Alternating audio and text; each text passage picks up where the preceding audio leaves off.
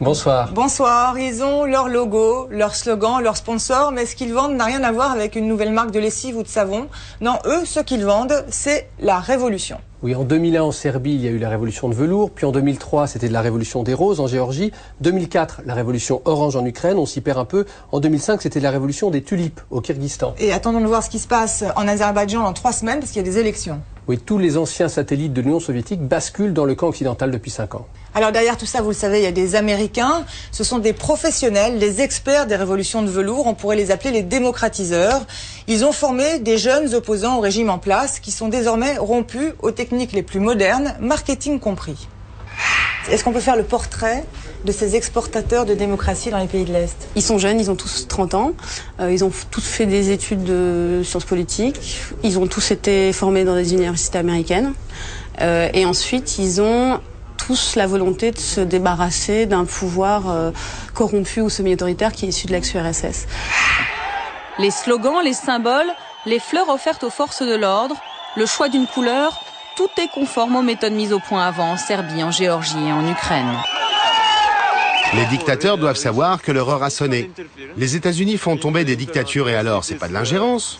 On vit à l'heure des droits de l'homme, de la démocratie. C'est comme ça.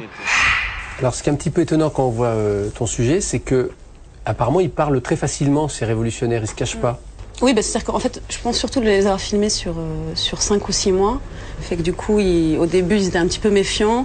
Et puis finalement, c'était eux qui nous appelaient pour filmer des choses qu'on pensait à la base pas possible. C'est-à-dire même des préparations éventuelles d'autres révolutions dans d'autres pays. Manon Loiseau a enquêté plusieurs mois au plus près de ces artisans de ce nouveau programme Made in USA, ou comment les États-Unis tentent de faire main basse sur les anciennes républiques d'Union soviétique. Voici un film exceptionnel, États-Unis à la conquête de l'Est, de Manon Loiseau et Miloš Krivokapić. Serbie, octobre 2001, après 12 ans d'un règne sans partage, Slobodan Milošević est renversé par une révolution de velours. Géorgie, novembre 2003, Eduard Shevardnadze est chassé par la révolution des roses. Ukraine, décembre 2004, la révolution orange porte au pouvoir Viktor Yushchenko. Kyrgyzstan, mars 2005, c'est la révolution des tulipes qui triomphe. 4 révolutions non violentes, 4 régimes autoritaires, reliques de la toute-puissance soviétique, jetés aux oubliettes de l'histoire en quelques semaines. Et à chaque fois le même scénario, des élections truquées, un pouvoir qui se crispe, puis cède devant des manifestations qui emportent tout sur leur passage. Depuis 5 ans, rien n'arrête ce vent de liberté qui balaye un à un les anciens satellites de Moscou. Une aubaine pour George Bush. We have lit a fire as well. A fire in the minds of men. It warms those who feel its power. It burns those who fight its progress. And one day, this untamed fire of freedom will reach the darkest corners of our world. Une contagion révolutionnaire qui, un à un, retourne des régimes longtemps favorables à Moscou et qui commence sérieusement à irriter Vladimir Poutine, le maître du Kremlin. Самое опасное, знаете, создание системы перманентных революций. То розовых, то каких-то там голубых еще придумают. Вот жить нужно привыкнуть по закону. Mais comment sont nées ces révolutions? Qui les inspire? Qui les prépare? Qui les finance? Quels sont les prochains pays sur la liste? Pour chercher des réponses à ces questions, nous avons entamé un long périple. En Slovaquie, en Serbie, en Géorgie, en Ukraine, au Kyrgyzstan, mais aussi à Moscou et à Washington. Pendant plusieurs mois, nous avons suivi les leaders de ces révolutions, ceux que Bush appelle les combattants de la liberté. Mais nous avons aussi retrouvé ceux qui se cachent dans l'ombre de ces révolutions de velours. Voici les coulisses de cette conquête de l'Est que rien ne semble pouvoir arrêter.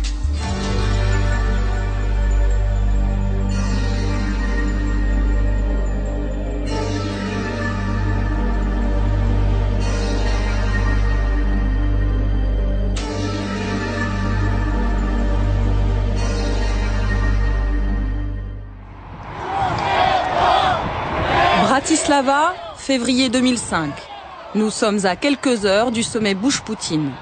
C'est le premier face-à-face entre les deux hommes depuis que la révolution orange a fait basculer l'Ukraine dans le camp américain. Officiellement, c'est le sommet de la réconciliation entre Moscou et Washington.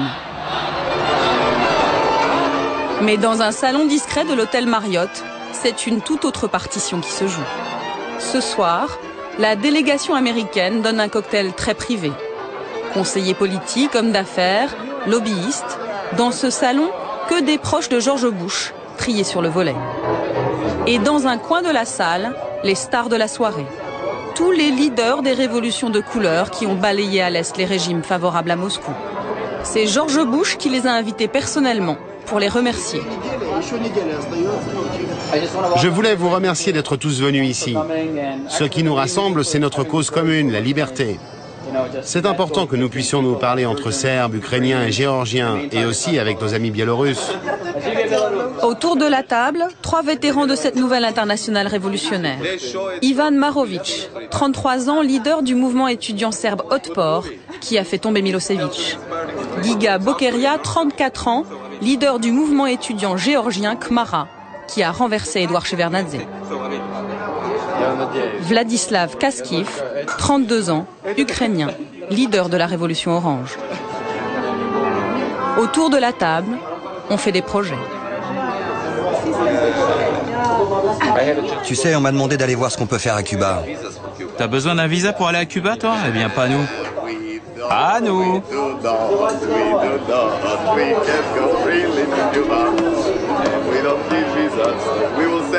Tu vas voir, on va leur envoyer 10 millions de Serbes pour faire la révolution à Cuba. Dans ce sac, le kit du parfait révolutionnaire. CD-ROM, t-shirt, album souvenir. Vlad, le leader de la révolution orange, en profite pour faire des relations publiques. Venez, j'ai repéré quelqu'un d'important là-bas. Tout le monde veut ramener un souvenir de la révolution et saluer les héros. Particulièrement Paige Reef, un conseiller de la Maison-Blanche pour les pays de l'Est. Ces révolutions, c'est une vague. Qu'il s'appelle Poutine ou Loukachenko, le président biélorusse, eh bien cette vague, c'est comme un tsunami qui va les repousser aux oubliettes de l'histoire. Dernière photo souvenir avant l'arrivée du président américain. Demain, ils auront tous le privilège d'un entretien privé. On va dire à George Bush qu'il faut qu'il nous utilise pour aller démocratiser toute l'ex-URSS. La Biélorussie, l'Arménie, l'Azerbaïdjan, le Kyrgyzstan et bien sûr la Russie. C'est une chance unique de faire triompher la grande démocratie mondiale. Et on va le faire. L'entretien aura lieu à huis clos, mais le lendemain, George Bush fera de ces nouveaux révolutionnaires présents dans le carré VIP les vedettes de son discours. With us here today is a group of remarkable men and women from across Central and Eastern Europe. We welcome you. We thank you for your example, for your courage, and for your sacrifice. And the democratic revolutions that swept this region over 15 years ago are now reaching Georgia and Ukraine. Eventually, the call of liberty comes to every mind and every soul. And one day, freedom's promise will reach every people and every nation. And may God bless you all. Un appel ouvert à la révolution, lancé 1 heure à peine avant l'arrivée de Vladimir Poutine, et qui va jeter un coup de froid sur le sommet de la réconciliation.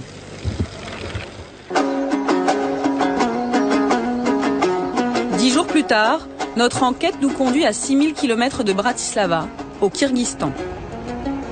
Il semble que dans cette ancienne république soviétique d'Asie centrale, on ait entendu l'appel de George Bush. Nous sommes entre les 2 tours des élections législatives et l'ambiance est tendue à Bichkek, la capitale kirghize. Ici, pas de pétrole, pas de richesse naturelle, mais une frontière avec la Chine. Alors, cette petite république est un lieu hautement stratégique pour Moscou et Washington. Les Russes y disposent d'une base militaire. Les Américains aussi ont la leur, 10 fois plus grande. Elle leur sert de base arrière pour leur opération contre les talibans en Afghanistan.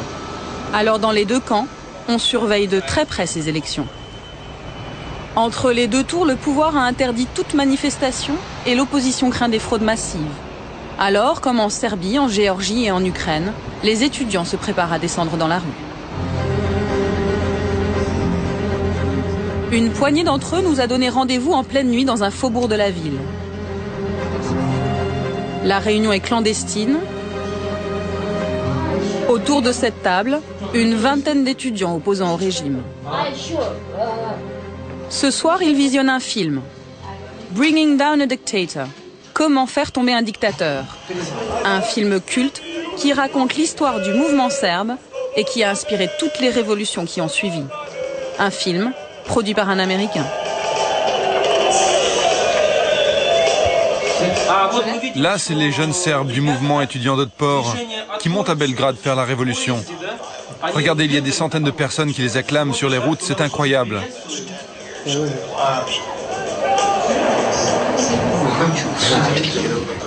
Là, c'est leur leader. Ils racontent qu'eux non plus n'avaient pas de bureau, comme nous.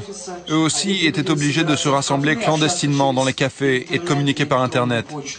Ce film, on l'utilise dans nos séminaires pour montrer aux étudiants que l'on peut faire quelque chose au Kyrgyzstan. Si les Serbes sont arrivés à faire leur révolution, pourquoi pas nous? Ce film, ça prouve tout simplement que des étudiants, des jeunes, peuvent faire tomber un régime. Tous ensemble.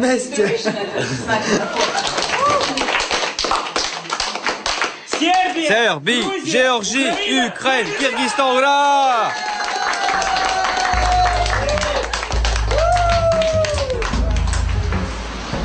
Ce film, Edil l'a vu des dizaines de fois.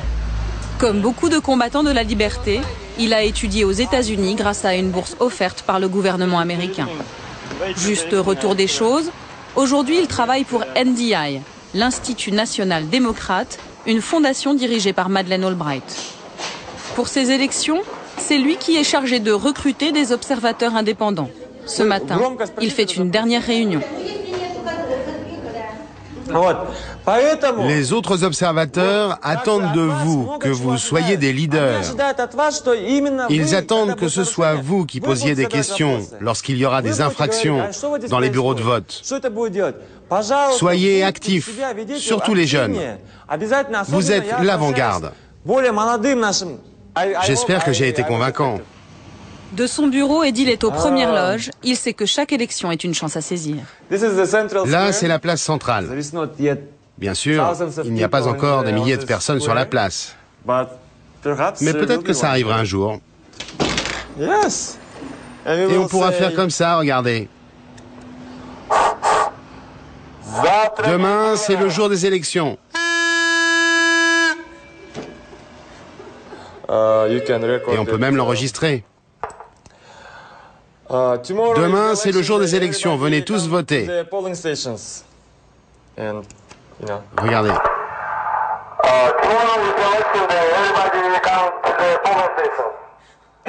Regardez. J'ai même l'écharpe orange qui vient d'Ukraine. J'ai passé 1 mois et demi en Ukraine. C'est l'Institut national démocrate qui a envoyé Edil observer 1 mois et demi les coulisses de la révolution orange. Ça, c'est le fameux imperméable de la révolution orange.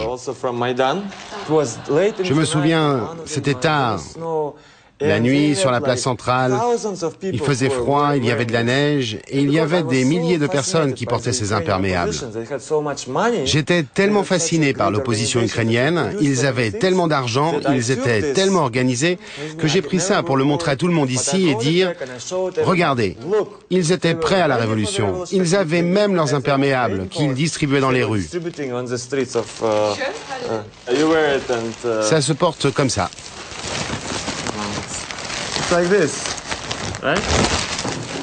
Cette logistique, ces moyens financiers illimités sont bien sûr essentiellement américains. Près de 60 millions de dollars ont été dépensés l'année des élections en Ukraine. Au Kyrgyzstan, les dollars pleuvent aussi. 50 millions pour la location de la base militaire et 50 millions pour aider les associations favorables à la démocratie. Celle d'Edil touche 110 000 dollars pour surveiller le bon déroulement des élections.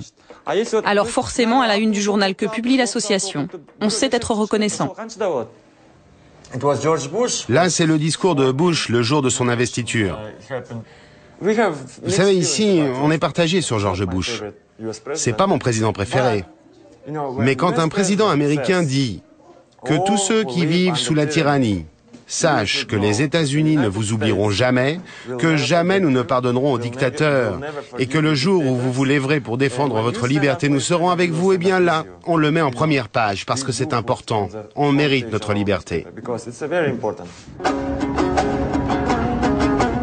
Nous avons voulu voir à quoi ressemblaient ces Américains qui exportent la démocratie dans les coins les plus improbables de la planète. Pour les rencontrer, il faut aller dans un autre lieu tout aussi improbable, le golfe de Bishkek, la capitale kirghize. Autour de cette table, les représentants des principales organisations américaines présentes sur place.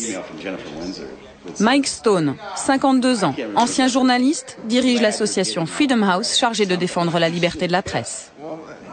Brian Campbell, 48 ans, 15 ans de Kyrgyzstan, dirige le bureau de USAID, spécialiste dans l'aide au développement. David Greer, 43 ans, juriste, chargé de former les Kirghizes à l'économie de marché. Première surprise, ici, tout le monde assume son rôle sans complexe. La politique américaine au Kyrgyzstan, c'est d'exporter l'économie de marché dans l'intérêt des États-Unis. Et quant à notre influence ici, eh bien, on vient avec ce que le monde développé a de meilleur en termes de principes économiques. Voilà. Quelles sont les motivations politiques de Washington derrière tout cela, derrière notre présence ici? Je ne sais pas, mais je n'ai aucun problème avec ce que l'on fait ici, car je suis persuadé que c'est pour le bien des gens et que si ça marche, ça rendra le monde un peu meilleur. Moi, je ne crois pas que l'impérialisme soit une mauvaise chose, si cela veut dire des élections libres, une justice indépendante et des médias libres. C'est exactement ce qu'on est en train de faire ici et c'est très bien. Et franchement, je me fiche de ce que Poutine peut en penser, car lui, il était à la tête du KGB. Donc on connaît par cœur ses réactions et ça n'a aucune importance. Voilà, c'est tout. Et les méthodes du KGB, Mike Stone les connaît. Avant le Kyrgyzstan, il a perfectionné son swing en Hongrie, puis en Biélorussie. Ce Texan de 52 ans dirige la seule imprimerie du pays qui ose publier les journaux d'opposition. C'est de nuit qu'il nous y emmène. Il préfère être discret. À quelques jours du scrutin, la pression du KGB local est à son maximum.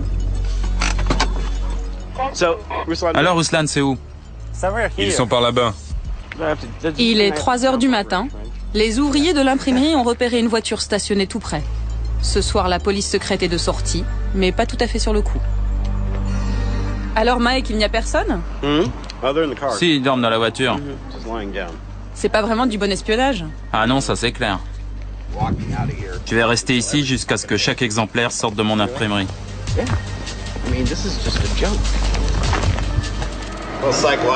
Tout ça, c'est de la guerre psychologique. T'inquiète. Si ça continue, je vais leur mettre de la musique country à fond. Tu sais, du Hank Williams. Jusqu'à ce qu'ils craquent et qu'ils décarpissent. Je suis sérieux, c'est comme ça qu'on a fait au Panama.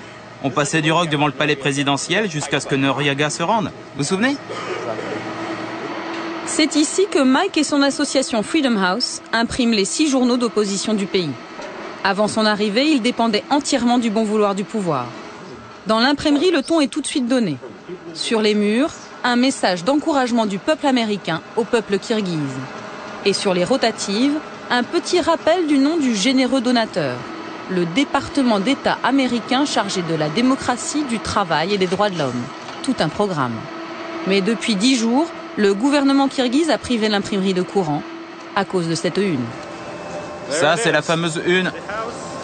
On peut lire « La maison que le président Akayev s'est fait construire ».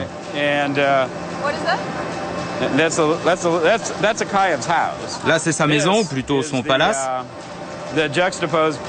Et là, à côté, un pauvre enfant qui n'a pas de toit sur sa tête. C'est pas mal, non, comme montage, hein? Ce qui est intéressant, c'est que 5 jours après avoir publié ce numéro, ils nous ont coupé l'électricité. Et c'était 5 jours avant le premier tour des élections. L'imprimerie fonctionne désormais grâce à 2 générateurs prêtés par l'ambassade américaine. Mais le bruit court dans tout Bishkek que c'est pour une toute autre raison que Mike est privé d'électricité. Il paraît que vous avez publié ici un manuel pour faire tomber les dictateurs.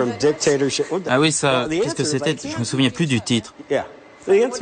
Je crois que ça s'appelle De la dictature à la démocratie. Mais c'est bien le livre qui a inspiré tous les jeunes révolutionnaires, ukrainiens, serbes, géorgiens. C'était leur Bible, non? Oui, en fait, je ne sais pas comment, mais on s'est fait embarquer dans toutes ces histoires de révolution de velours, orange, rose. Moi, je dis tout le temps, je veux une révolution verte, une révolution du dollar. Amenez l'argent et on imprimera tout ce que vous voulez. Mike Stone, simple homme d'affaires, il nous affirme qu'il se souvient à peine avoir imprimé le petit livre des révolutions. Pourtant, c'est bien chez Mike Stone que Tolekan Ismailova, membre de l'opposition kirghize, s'approvisionne. C'est elle qui a fait traduire l'ouvrage et qui le distribue clandestinement sous forme de journal. Ça s'appelle « De la dictature à la démocratie ». C'est de Gene Sharp. Je l'ai traduit en kirghize. C'est notre Bible. Il va sauver le peuple kirghize. C'est une arme puissante. Ça explique comment faire tomber un régime dictatorial de manière non violente. Les Serbes, les Géorgiens, les Ukrainiens s'en sont tous servis pour faire leur révolution. Ça explique les faiblesses de la dictature, comment organiser une révolution non violente. Et surtout, ça explique la stratégie pour venir au pouvoir. J'en ai fait imprimer 6000 exemplaires et il n'en reste plus qu'une centaine. Il faut que j'en imprime d'autres. Les étudiants se l'arrachent. Ils le distribuent dans toutes les facs. Ils aiment tellement ça dans mon village qu'ils attendent la suite. Ils ont tous envie de changer le pouvoir. J'ai envoyé des milliers de copies dans tout le pays. Dans le nord, on a des militants qui le distribuent. Dans le sud, c'est déjà très populaire. Ça commence à marcher. Les révoltes ont déjà commencé là-bas. Retour à l'imprimerie. Mike Stone prépare la une du lendemain. Une première page encore très politique qui ne va pas arranger ses relations avec les autorités. Regardez, là c'est le président Kuchma, l'Ukrainien, et Shevardnadze, le Géorgien. Ils ont été rayés. Et puis on a écrit Akayev est le prochain sur la liste. Akayev, c'est le président kirghize, bien sûr.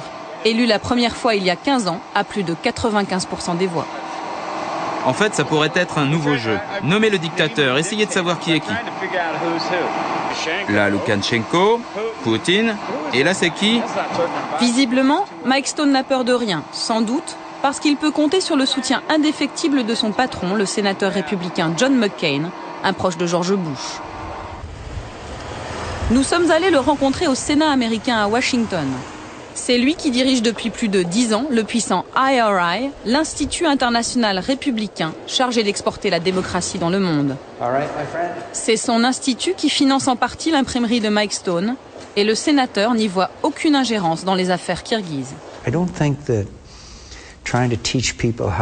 ne crois pas qu'apprendre aux gens ce qu'est la démocratie, c'est vouloir renverser un gouvernement.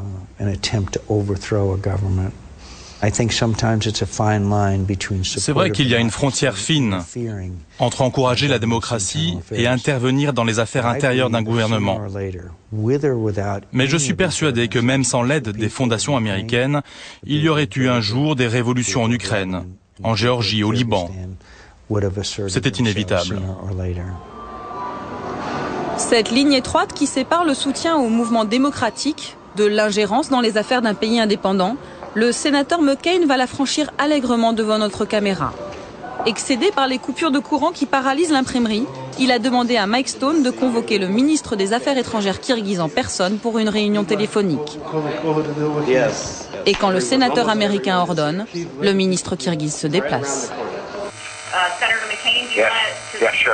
Good morning from Washington, good afternoon in London, Prague, and Moscow, Beijing, and Baghdad, and good evening in Bishkek. I'm John McCain, ready for the media support. Pour que chacun retienne la leçon, la plupart des bureaux de l'organisation sont à l'écoute. The Kyrgyz Republic is an important ally of the United States, and we have expected that the printing press will continue to operate without obstacles created by either the Kyrgyz government or any state-controlled agencies. I'm outraged by the forced shutdown of the only independent printing press in Kyrgyzstan. This sort of information control is reminiscent of the old Soviet days and simply has no place in a free society.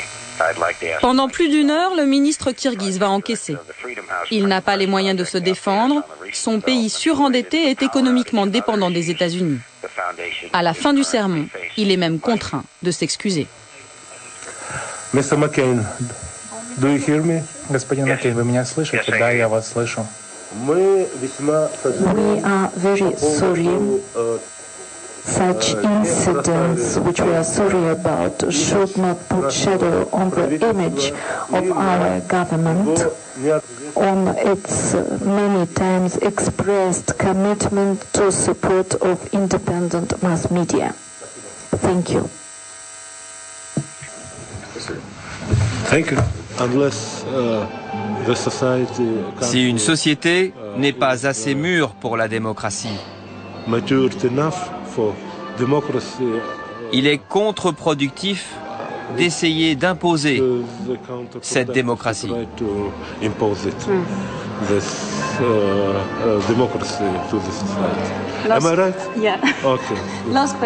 Beaucoup de personnes aujourd'hui parlent d'une révolution orange au Kirghizstan. Vous pensez que c'est possible?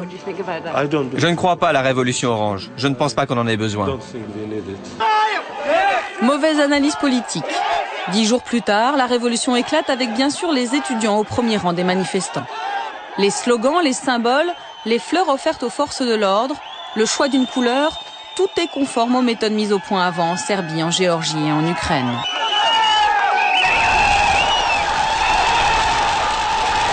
En 2 heures, le pouvoir est balayé, le palais présidentiel est pris d'assaut. Et le régime du président Akayev, qui régnait en maître depuis 15 ans, s'effondre.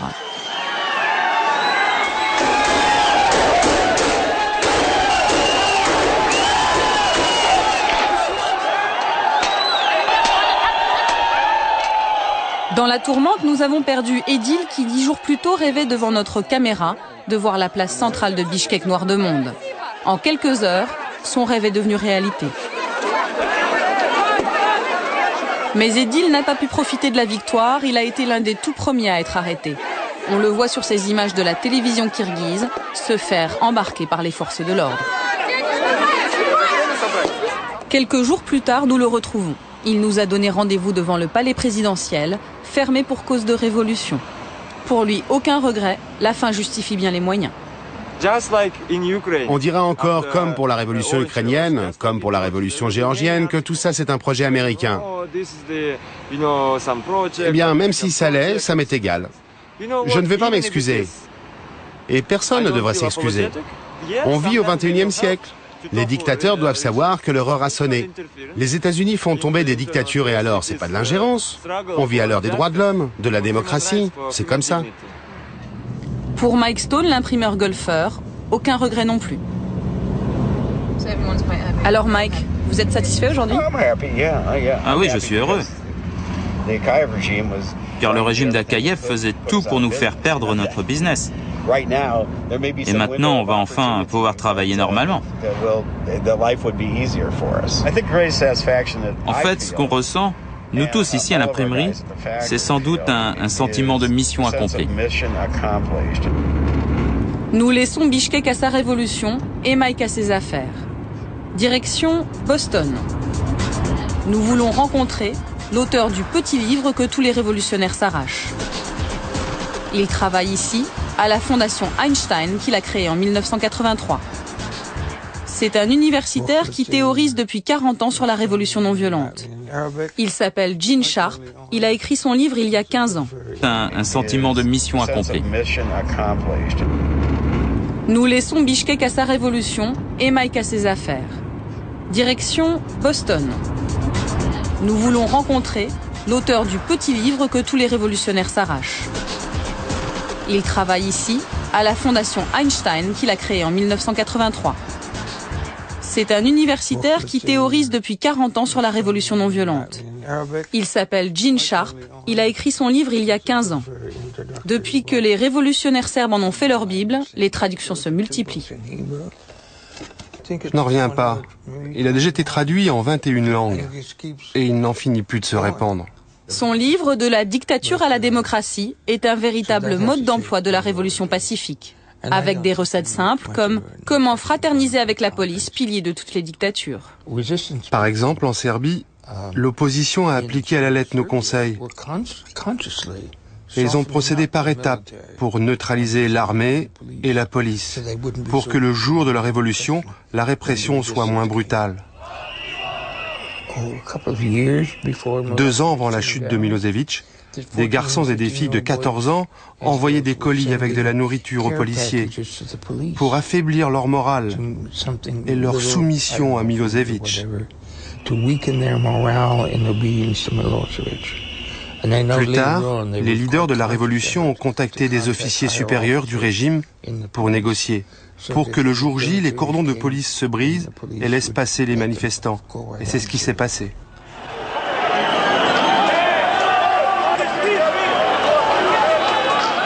Mais l'homme de l'ombre, celui qui depuis la révolution serbe répand livre en main les bons conseils de Gene Sharp sur le terrain, n'a rien d'un universitaire.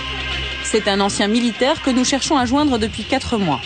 Il s'appelle Bob Elvey, parle rarement aux journalistes, mais nous a promis d'être là aujourd'hui. Vous travaillez avec Robert Elvey, non? Oui. Il est là? Oui, il est là. Regardez, c'est lui, Bob Elvey. Bob Elvey a passé 30 ans dans l'armée américaine comme officier d'infanterie. Il a participé à la formation de l'opposition birmane, alors il sait exactement comment affaiblir une armée et désorganiser un pouvoir. Il faut s'attaquer aux piliers du pouvoir, l'armée, l'administration. Il faut leur faire quitter le camp du régime autoritaire et les amener dans votre propre camp. Il ne s'agit pas de les détruire, mais de les retourner, de leur faire comprendre qu'il y a une place pour eux demain dans un gouvernement démocratique. C'est l'institut du sénateur républicain McCain, celui qui finance l'imprimerie de Mike Stone à Bishkek, celui qui sermonne le ministre kirghize, qui 2 mois avant la chute de Milosevic a demandé à Bob Elvey d'aller dispenser ses conseils aux jeunes Serbes. Nous sommes allés à Belgrade retrouver Srdja Popovic, un des tout premiers à avoir suivi le stage de Bob Elvey. Ce leader de la révolution serbe dirige aujourd'hui un café branché de Belgrade. On a rencontré Bob Elvey en avril 2000. On était déjà une vraie force d'opposition au régime, mais son expérience nous a beaucoup aidés, ça a été décisif. Ce qu'il nous a appris, c'est qu'il faut sélectionner des personnes dans le système, comme par exemple la police, puis leur envoyer constamment le message que nous sommes tous des victimes, eux comme nous. Eux, ils sont des victimes parce que ce n'est pas le rôle de la police d'arrêter des gamins de 13 ans. L'une des premières choses qu'on a appris, c'est d'être visible le plus possible. Il faut choisir un symbole. Nous, c'était le point fermé. En Ukraine, c'était la couleur orange. Ça, c'est l'outil de communication. Ensuite, on passe à l'action publique, aux manifestations. Comme ça, on mobilise les masses parce qu'il faut beaucoup de monde pour gagner une bataille. Une méthode redoutablement efficace. 3 mois après le stage organisé par Bob Elvey, le régime de Milosevic tombe. Depuis, les Serbes sont devenus les VRP de la méthode Elvey. Ils exportent leur savoir-faire partout où on rêve de révolution. Ce sont eux qui ont aidé les Géorgiens à chasser Edouard Shevardnadze du pouvoir. Ce sont eux qui ont aidé à préparer la révolution orange. La méthode est toujours la même. 2 mois avant les élections, des stages discrets sont organisés pour former des leaders étudiants. Nous sommes allés en Ukraine où nous avons retrouvé des images d'un de ces stages. Nous sommes 2 mois avant la révolution orange. Les élèves sont ukrainiens et rêvent de révolution. Les professeurs sont serbes et ont déjà mené à bien la leur. Il faut que vous sachiez que vous n'êtes pas seul, que beaucoup de gens veulent vous aider à l'extérieur, qu'ils connaissent votre douleur, qu'ils vont tout faire pour que vous viviez un jour dans un pays démocratique, dans une Ukraine libre. On leur a appris comment créer leur organisation, comment faire de leur mouvement une véritable marque, comment créer des logos, comment faire passer des messages, comment recruter du monde, mobiliser les gens autour de leur cause et bien sûr comment trouver de l'argent. Autres intervenants pendant ces stages, les représentants des organisations américaines. Ce sont eux qui payent les Serbes pour intervenir ici. Ceux-là appartiennent à la fondation du sénateur McCain et à Freedom House. Le pouvoir est convaincu qu'il va encore s'en sortir en trichant. Que personne ne les regarde. Il faut que l'on change cela, qu'ils sachent qu'on les observe. Vous avez tous déjà vu Spider-Man, Batman ou Superman. Bon, à chaque fois, il y a un personnage que personne ne voit, qui contrôle la ville qui observe tout, qui est partout. Eh ben, c'est exactement ce qu'on doit faire. Être partout et terroriser le pouvoir. 10 jours après ce premier séminaire, les meilleurs éléments sont en Crimée pour un stage plus pratique. C'est ici que les formateurs serbes mettent la dernière touche à la véritable petite armée chargée de mobiliser les électeurs ukrainiens. Nous ne sommes plus qu'à 1 mois et demi des élections. Ce stage est financé par Freedom House, la même organisation qui finance l'imprimerie du Kyrgyzstan. Nous décidons donc d'aller à New York au siège de Freedom House. C'est Adrian Karatnitsky qui, au sein de l'association, est chargé du dossier ukrainien. En passant dans le couloir avant d'arriver dans son bureau, il en profite pour nous donner un petit cours de démocratie. Les pays libres sont en vert. L'Ukraine et la Géorgie sont encore en jaune, c'est-à-dire semi-libres. Car cette carte date de l'année passée, juste avant la révolution orange. Et puis ils n'ont pas encore consolidé leurs institutions. Et en bleu, ce sont les pays cibles, les pays qui ne sont pas libres. C'est la Russie, la Chine, l'Iran, l'Arabie Saoudite, etc. Pour les Ukrainiens, on a donné une petite bourse de $30 000 pour qu'ils puissent rassembler des centaines d'activistes dans le sud de l'Ukraine, en Crimée. Ils ont été entraînés à l'action civique et à surveiller les élections.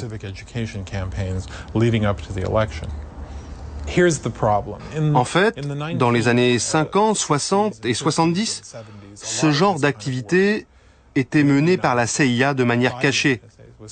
Cela donnait l'impression que les services de renseignements américains noyautaient les organisations et les partis politiques des pays. Ça faisait passer les mouvements locaux pour des instruments de la CIA. Il a donc été décidé que les États-Unis feraient désormais ce genre d'activité de manière transparente et publique. Et c'est ce qu'on fait avec nos fondations. Et la méthode est efficace. Nous sommes allés le vérifier en Géorgie. Une Géorgie qui, depuis la révolution des roses en 2003, a basculé dans le camp américain. Cet après-midi, Tbilissi, la capitale, attend la visite du président Bush. Les États-Unis déversent ici plus de $100 millions par an d'aides diverses et possèdent, comme au Kyrgyzstan, une base militaire stratégique.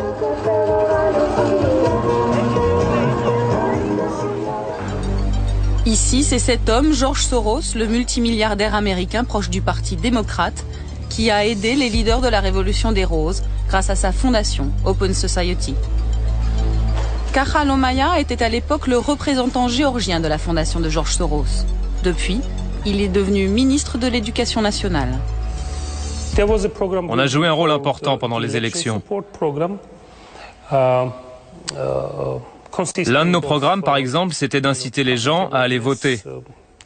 On a financé toute une série de concerts de rock, distribué des tracts, diffusé de la publicité à la télévision, etc., etc. Tout cela nous a coûté à peu près $300 000.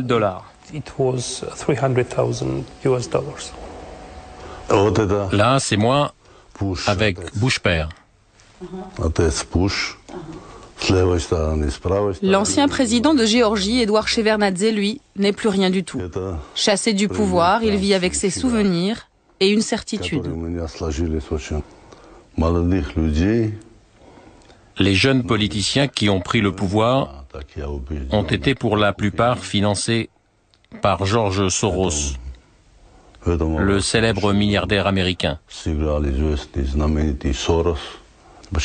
Je ne sais pas pourquoi il a voulu renverser le gouvernement géorgien. Mais ça n'a pas été une révolution. C'était un coup d'État. C'est vrai, certains dictateurs d'Asie centrale et d'autres pays de l'ex-URSS ne comprennent pas ce que l'on fait. Mais je vous assure que les peuples de ces pays le comprennent parfaitement. L'un des leaders de la révolution géorgienne, c'est Giga Bokeria. Nous l'avions croisé à Bratislava nous le retrouvons au Parlement de Tbilissi. À 34 ans, il entre et il sort comme il veut de l'hémicycle. C'est normal. Depuis la Révolution, il est devenu le principal conseiller du président géorgien. Mais ce matin, il n'assistera pas à la session parlementaire. À quelques heures de l'arrivée du président américain, il a rendez-vous dans un salon de l'hôtel Marriott avec Anatoly Lebedko, un opposant biélorusse qui est venu chercher des conseils pour faire la révolution chez lui. Car comme les Serbes, aujourd'hui les Géorgiens exportent leur expérience révolutionnaire, petit mode d'emploi en direct. Qui est vulnérable autour du président dans l'appareil d'État? Est-ce qu'il y a des personnes sur qui on peut influer, qui pourraient jouer notre jeu? Oui, ça c'est fondamental. Des personnes au sein même du régime. Des proches du président? Chez nous, tous ceux qui représentent une menace, eh bien notre président Loukachenko s'en occupe. Il les a soit mis en prison. La question principale, c'est effectivement l'argent. On va vous aider. On va faire quelque chose pour vous. On va vous donner des recettes pour prendre le pouvoir. Tu crois pas qu'il vaut mieux qu'ils éteignent la caméra? Vous pouvez arrêter de filmer là? 2 heures plus tard, dans le hall de la Banque centrale, Giga a remis son costume de conseiller. Avant l'arrivée de George Bush, le président géorgien s'apprête à rencontrer les correspondants de la Maison-Blanche. Pour nous, cette visite de Bush, c'est comme revenir sur la carte du monde après 200 ans de colonisation par l'Empire russe et soviétique. Celui qui invite ce soir, c'est lui, Bruce Jackson. Ancien officier de l'armée américaine, il est passé par les renseignements militaires et Lockheed, une multinationale de l'armement. Aujourd'hui, il dirige une fondation appelée sobrement Projet sur les démocraties en transition. En fait, on le retrouve partout où naissent les révolutions de velours. L'homme est discret, pourtant il accepte de nous faire partager sa vision du monde. C'est simple, ce qu'on voit en Russie, ça ne nous plaît pas. Il n'y a pas assez de démocratie et le pouvoir oppresse le peuple. C'est décevant. Ce qu'on voit ici, par contre, ou en Ukraine, eh bien ça nous plaît. Ça correspond à ce que l'on attend d'eux, ce qu'on attend d'une démocratie. Le choix est simple. D'un côté, c'est décevant, de l'autre, c'est excitant. Officiellement, Bruce Jackson n'est pas en tête sur la liste du protocole. Pourtant, quand le président géorgien arrive, c'est lui qu'il salue en premier. Monsieur le Président, laissez-moi vous présenter Brian, de CBS. Mikhail Saakashvili, 36 ans, est le plus jeune président du monde. Avocat, il a été formé à Harvard. Il doit beaucoup aux États-Unis, et il le sait. Après tant d'années d'oppression et de corruption, la Géorgie est aujourd'hui un exemple vivant que la démocratie peut marcher dans cette région du monde. On croit dans les mêmes valeurs que les Américains et on se souvient de ce que les États-Unis ont fait pour nous ces dernières années. On est très heureux de vous accueillir ici. Et depuis qu'il peut compter sur le soutien sans faille des États-Unis, le jeune président géorgien n'hésite pas à s'en prendre directement à l'ex-grand frère soviétique. C'est clair qu'il faut que les bases russes quittent la Géorgie. On veut le faire de manière civilisée, on ne veut pas les pousser dehors. Mais regardez donc les Syriens, ils ont bien quitté le Liban en 3 semaines alors qu'ils avaient 4 fois plus d'hommes que les Russes ici. Tout le monde doit comprendre aujourd'hui qu'il n'y aura plus jamais d'empire soviétique. À quelques pas du président géorgien, Bruce Jackson est très attentif. J'ai dit quelque chose qu'il ne fallait pas? Non, continuez, Monsieur le Président, tout va bien. Allez, c'est bon, laissez le président un peu tranquille, il a même pas pu boire un verre de vin. On vous présente souvent comme l'homme de l'ombre de ces révolutions. Oui, je sais, et ça m'attriste que la presse française écrive ce genre de choses. Ce n'est pas ce que je fais. Vous savez, il y a plein de gens du gouvernement ici beaucoup plus intéressants à voir que moi. Fin de l'interview. Bruce Jackson s'éclipse discrètement avec Giga. Nous lui arrachons tout de même la promesse de nous recevoir au siège de sa fondation à Washington. Au centre de Tbilissi, l'ambiance monte. L'arrivée de George Bush est annoncée dans 1 heure et plus de 200 000 personnes se sont rassemblées sur l'ancienne place Lénine, rebaptisée Place de la Liberté. Anatoly Lebedko, le Biélorusse, continue sa tournée des sponsors. Nous le retrouvons dans les bureaux de l'IRI, la fondation du sénateur McCain. Au mur, un t-shirt imprimé par la Fondation et qui annonce toutes les dates de la grande tournée des révolutions, avec celles déjà faites et les autres marquées TBD, To Be Done, en français, celles à faire. Les prochains sur la liste, c'est nous, les Biélorusses. Les élections sont prévues en 2006. C'est un beau palmarès, non? Les prochains, c'est vous? Oui, c'est sûr. L'année prochaine, c'est pour nous. Pour sa première rencontre avec George Bush, Anatoly ne fera pas partie des invités qui comptent.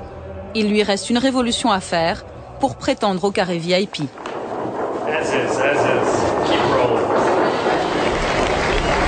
Il est 15h. George Bush prend la parole pour marteler le même message, toujours et encore. As free nations, the United States and Georgia have great responsibilities, and together we will do our duty. By extending liberty to millions who have not known it, we will advance the cause of freedom. Chez moi, c'est une petite Union soviétique et on doit absolument rejoindre le monde civilisé. Et vous pensez que George Bush peut vous aider?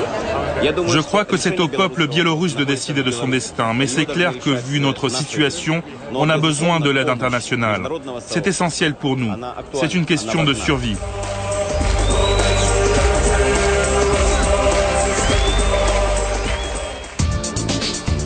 Quelques jours plus tard, direction Washington. Après des mois d'attente, Bruce Jackson, le lobbyiste en chef de la Maison-Blanche, nous autorise enfin à venir au siège de sa fondation. Tout sourire, il nous fait visiter le bureau où sont passés tous les leaders des révolutions de couleur. Au mur, des photos de son père, un des fondateurs de la CIA, et puis de George Bush, bien sûr. Sa femme est biélorusse et elle aussi très active. Regardez là, c'est ma femme, avec Candy Rice. Avec qui? Là ici, Candy Rice, et ma femme. Alors elle est comment, Candy Rice? Vous avez l'impression qu'elle vous soutient? Elle est formidable. Elle vient de dire publiquement que la Biélorussie devait devenir un pays libre, qu'il fallait changer le régime, et que les États-Unis allaient tout faire pour obtenir cela.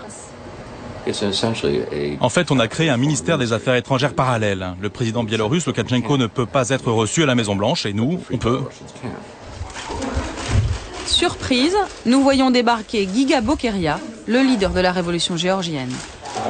De passage à Washington, il est venu saluer Bruce Jackson et se féliciter avec lui du démantèlement des bases russes dans son pays, 10 jours à peine après la visite de George Bush à Tbilissi. Regarde, je t'ai apporté un t-shirt historique. Je suis pas sûr de la taille, mais c'est le t-shirt de la révolution géorgienne. C'est un collector, il n'en reste que 12 en Géorgie.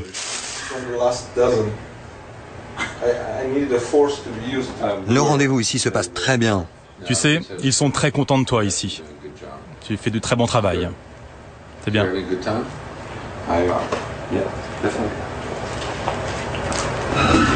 Deuxième surprise de la journée, l'arrivée de ces deux jeunes étudiantes russes opposant à Vladimir Poutine. Elles viennent tout juste de créer un mouvement d'opposition et sont ici pour chercher du soutien. Bruce Jackson ne tient pas à ce que nous restions, c'est sa femme biélorusse qui insiste. Les deux jeunes Russes sont surprises elles aussi. Elles ne s'attendaient pas à rencontrer le héros de la révolution géorgienne. Vous connaissez Giga Bokeria? Giga, le roi de Géorgie, le héros de la révolution. Enchanté.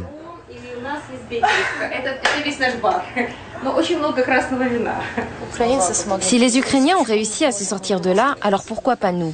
C'est pour cela que c'est très important de rencontrer des gens comme Bruce Jackson ou comme Giga. Ils peuvent nous conseiller, c'est essentiel. En fait, ça se répand dans des pays de plus en plus grands. Ça a commencé dans la petite Serbie, puis la Géorgie, puis l'Ukraine, puis pourquoi pas l'immense Russie. En Russie, c'est une question de temps et bien sûr du prix humain qu'il faudra payer. Jusqu'où le régime sera prêt à aller pour rester en place. Mais je suis certain que ça arrivera. Vous allez les conseiller? Je n'appellerai pas ça du conseil. Je leur parle de mon expérience et de toutes ces recettes que vous connaissez. Après, ils verront bien ce qu'ils pourront faire concrètement chez eux, en Russie.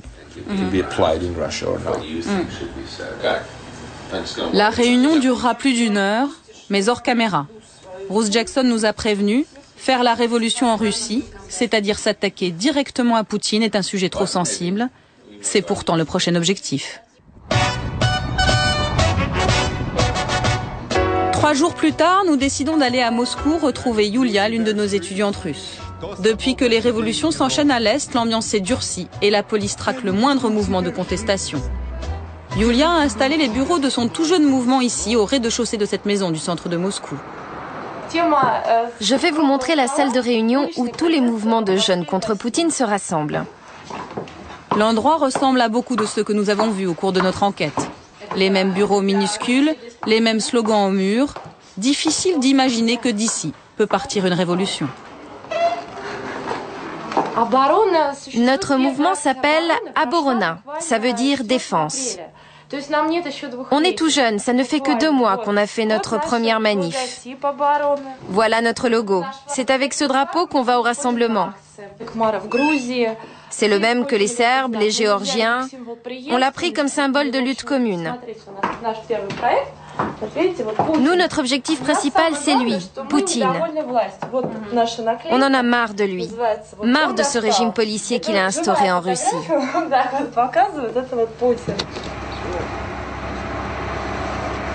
Ce matin, les militants du mouvement organisent leur 3e manifestation.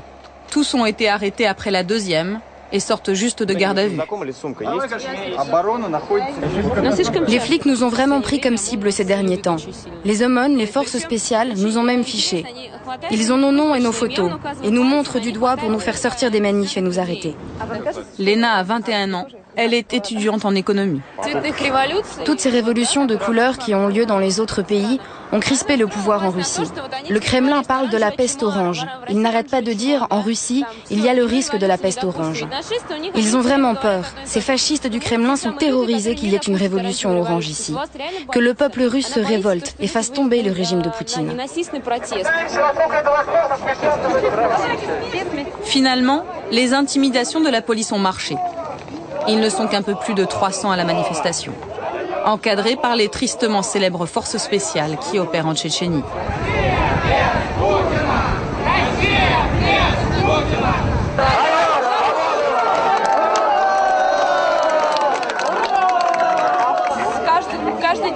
Il n'y a pas beaucoup de monde, mais tous les jours, 2 ou 3 personnes veulent rejoindre le mouvement. En fait, on est bien plus nombreux qu'il n'y paraît. La réponse de Vladimir Poutine aux menaces de révolution, la voici. Ils s'appellent les Nashis, ce sont les jeunesses poutiniennes, un mouvement très encadré par le pouvoir russe et créé juste après la révolution orange. À chacune de leurs manifestations, ils sont des dizaines de milliers à faire front contre ce qu'ils appellent le virus révolutionnaire.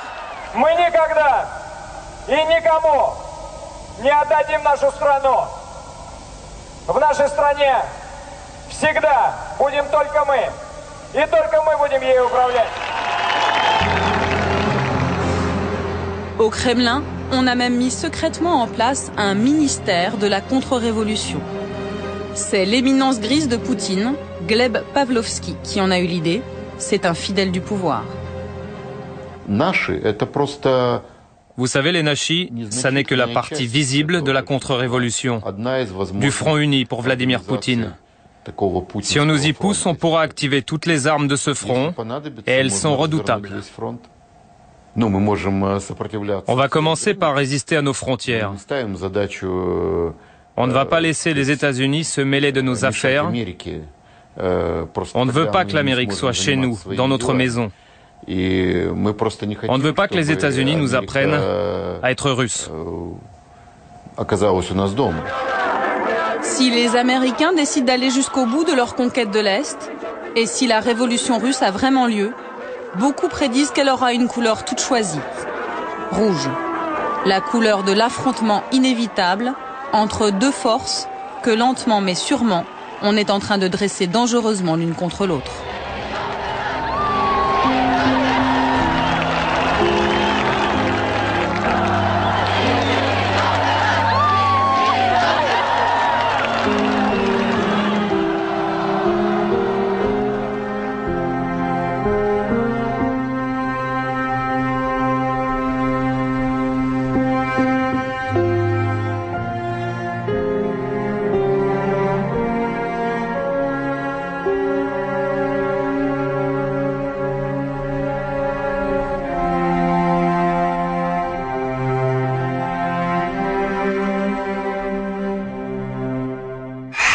l'agenda des 3 prochains pays qui vont tomber, normalement? Si c'est une science infaillible, la révolution libérale, ça serait quoi? Donc Azerbaïdjan. En novembre? Voilà. Dans quelques jours, en novembre, 2 semaines. dans 2 semaines. Kazakhstan en décembre. Mais là, c'est un régime vraiment autoritaire, donc pas sûr. Et Biélorussie annoncé, mais... En janvier. En janvier, oui. Est-ce que vous savez que vous, citoyens, vous avez le droit de consulter les emails d'un ministre ou les notes de frais d'un élu? En France, la loi le permet. Allô? Oui. Bonjour, en fait j'aurais voulu savoir comment est-ce que je pouvais me procurer un double ou une photocopie d'une lettre qui a été envoyée par monsieur de Villepin le 31 janvier 2005 à monsieur Thomas Bodström, ministre de la Justice. Pour moi, pour ma propre information. Eh bien voilà, c'est un casse-tête comme souvent avec l'administration. Retrouvez-nous la semaine prochaine à 22h55 pour les abus de pouvoir de l'administration. D'ici là, bonne semaine sur Canal. Bonsoir. Bonsoir.